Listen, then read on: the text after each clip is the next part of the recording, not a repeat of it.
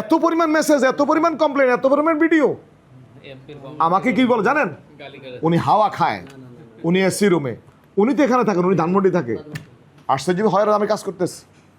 কোন নেতার দাঁড়ান, কোন নেতার বিএনপি বুঝি না, জামাত বুঝি না, আপনার নেতার তদবির আপনি আপনার এই মানুষের বোকান দিয়ে সৃষ্টি করবেন, এটা তো হতে পারেন না। না, আপনার বক্তব্য যে তদবির করেন, কেউ করবেন, কোনো বক্তব্য শুনবেন না।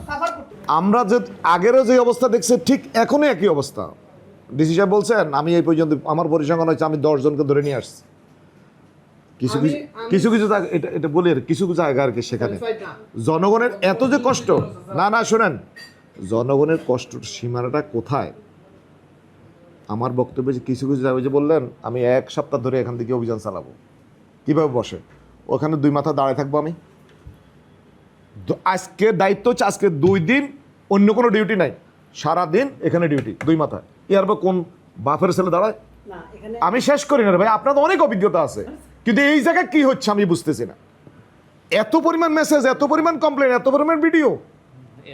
আমাকে কি বলে জানেন? উনি হাওয়া খায়, উনি এসি রুমে, উনি তো এখানে থাকেন, উনি ধানমন্ডি থাকে। আশ্চর্য হয় আমি কাজ করতেছি। আমাকে অ্যাড করার দরকার নেই। আমি বলি আপনাদের অভিজ্ঞতার আলোকে কথা বলবেন। আমার কথা হচ্ছে এর পরে বিকল্প কি আছে সে কথা বলছি আমি। আপনারা যেটা বলছেন সেখানে একটা ব্রিজ হইতে আছে, এখন হচ্ছে ডিজাইনের মধ্যে আছে।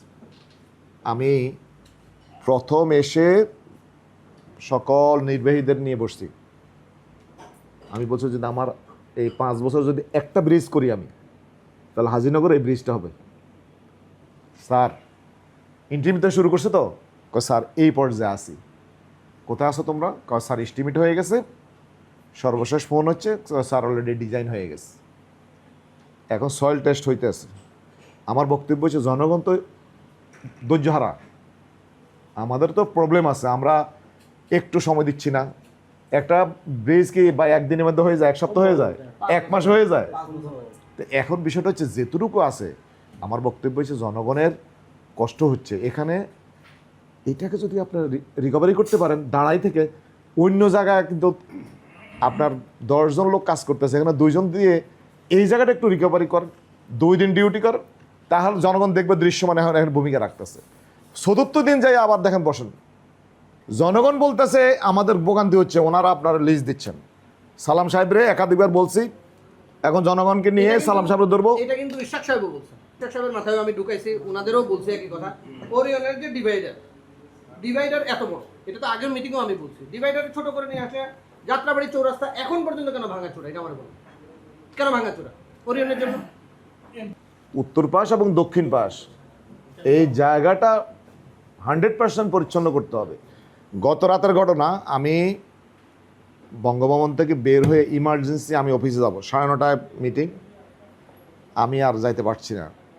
ফ্লাইওভার থেকে নামার পরে এটার সাথে হওয়ার কারণে কথা বলে ফেলতেছে, সেটা হচ্ছে উত্তর পাশ। ওই যে মসজিদের কথা বলছেন, কে বলছেন? ওই মসজিদের পাশ দিয়ে সব গাড়ি উল্টে আসতেছে, আমি আর যাচ্ছি না, যাইতে পারতেছি না। এখন এটার জন্য শুধুমাত্র বক্তব্য দিয়ে নয়, প্র্যাকটিক্যাল কি এবং কোন অথরিটির সাথে বসতে হবে, কি করতে হবে, এটা আপনার যদি সেখানে লোক থাকে, যদি আমার মনে হয় সেখানে যদি ট্রাফিক থাকে, তাহলে কেন উল্টে আসবে গাড়ি? যত জ্যামে থাকুক, এটার কারণ খুঁজে বের করতে হবে, শুধুমাত্র বক্তব্য দিয়ে হবে না। এখন জনগণের ভোগান্তি কি কারণে, এই নোটটা আপনারা নেবেন। এই চ্যাপ্টার 49 এবং 50 নম্বর ওয়ার্ড হওয়ার কারণে এই টোটাল বিষয়গুলো আমরা কথা বললাম। এই নামে তো লোক এখানে নিয়মিত চাঁদা তোলে, এবং আমাকে যিনি ভুক্তভোগী সে উঠাই অলরেডি দিছে। তারপর হচ্ছে আপনাকে আমি ভিডিও দিয়েছি ঢাকা সিটি কর্পোরেশনের নামে, হ্যাঁ, আব্দুর রহিমের ছবি সহ আমি দিছি, এবং সে বলতেছে আমার নাম ব্যবহার করতেছে অন্যদিকে তাকাইয়া। আচ্ছা, এটা না যত পয়েন্ট দিছি শুনেন 3 জন ব্যক্তিকে মেনশন করি, আপনি 1 নাম্বার, আর এই যে 3 জন ওসি, যেই কপি আপনার মনে করবেন সেই কপি ওসিরাও পাচ্ছে।